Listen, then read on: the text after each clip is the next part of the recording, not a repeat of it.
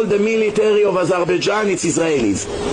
They have airplanes over there, they have bombs there, they have everything. I won't be surprised if they have nuclear over there.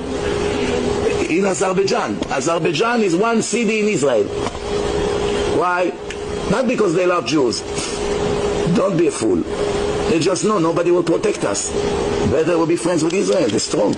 Tomorrow we're going to have a problem. Israelis will help us.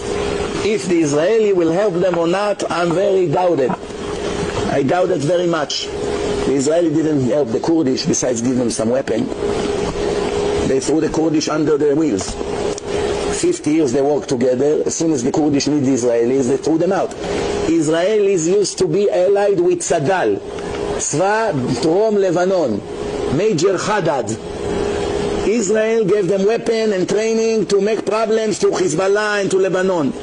As soon as they lost, Israel threw